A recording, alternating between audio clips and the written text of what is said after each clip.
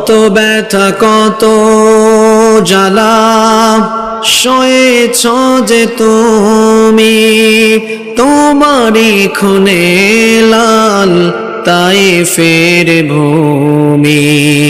ফেরেশতা এসে চায় শাস্তির হুকুম, লৌহ মাখা মুহাম্মদ প্রাণেতে হাসরাত।